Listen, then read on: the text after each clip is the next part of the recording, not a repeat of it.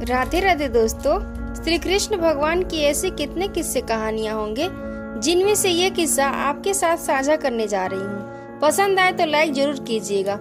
एक बार कृष्ण द्वारका नगरी में रानी सत्यभामा के साथ सिंहासन पर विराजमान थे। निकट ही गरुड़ और सुदर्शन चक्र भी बैठे हुए थे। तीनों के चेहरे पर दिव्य तेज झलक रहा था। बातों ही बातों में रानी सत्यभामा ने भगवान श्री कृष्ण से पूछा कि हे प्रभु, आपने त्रेता युग में श्री राम के रूप में अवतार लिया था।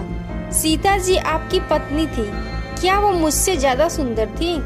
द्वारकाधीश समझ गए कि सत्यभामा को अपने रूप का अभिमान हो गया है।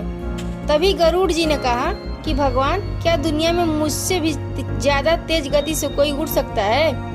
इधर सुदर्शन चक्र से भी रहा नहीं गया और वह भी कह उठे कि भगवान, मैंने बड़े बड़े युद्धों में आपको विजय श्री दिलवाई है, क्या संसार में मुझसे भी शक्तिशाली कोई है?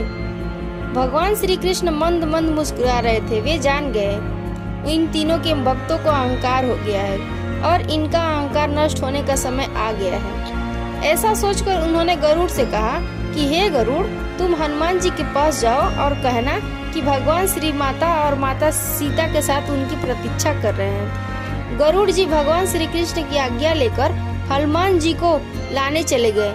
इधर भगवान श्री कृष्ण ने सत्यभामा से कहा कि देवी, आप सीता जी के रूप में तैयार हो जाएं।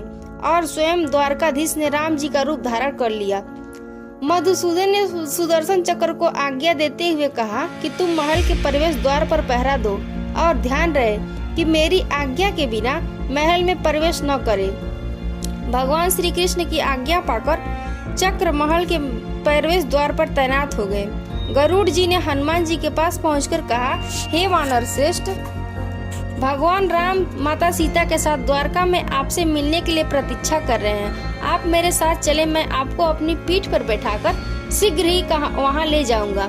हनुमान जी ने विनय पूर्वक गरुड़ जी से कहा, आप चलिए, मैं आता हूँ। गरुड़ जी ने सोचा, पता नहीं बूढ़ा वानर कब पहुँचेगा, खैर मैं भगवान के पास चलता हूँ। यह सोचकर गरुड़ जी शीघ्रता से द्वारका की ओर उड़ पड़े। पर यह क्या, महल में पहुंचकर गरुड़ जी देखते हैं कि हनुमान जी तो उनसे पहले ही महल में प्रभु के सामने बैठे हैं। गरुड़ जी का सिर लज्जा से झुक गया। तभी श्री राम ने हनुमान जी से कहा कि पवन पुत्र, आप बिना आज्ञा के महल में कैसे प्रवेश कर गए? क्या आपको किसी ने प्रवेश द्वार पर रोका नहीं? हनुमान जी ने हाथ जोड़ते हुए सिर झुकाकर अपने मुंह से सुदर्शन चक्र को निकालकर प्रभु के सामने रख दिया। हनुमान जी ने कहा कि प्रभु, आपसे मिलने से मुझे इस चक्र ने रोका था, इसीलिए इसे मुंह में रख मैं आपसे मिलने आ गया, मुझे क्षमा करें। भगवान मंद मंद मुस्कुराने लगे। हनुमान जी ने हाथ जोड़ते हुए श्री राम से प्रश्न किया कि हे प्रभु, आज आपने माता सीता के स्थान पर किस दासी को इतना सम्मान दे दिया? वह आपके साथ सिंहासन पर विराजमान है। अब रानी सत्यभामा के अहंकार भंग होने की बारी थी। उन्हें सुंदरता का अहंकार था जो पल भर में ही चूर हो गया। रानी सत्यभामा, सुदर्शन चक्र व गरुड़ जी तीनों का गर्व चूर चूर हो गया। वे तीनों भगवान की लीला समझ रहे थे। तीनों की आंखों से आंसू बहने लगे और भगवान के चरणों में झुक गए। अद्भुत है प्रभु की लीला।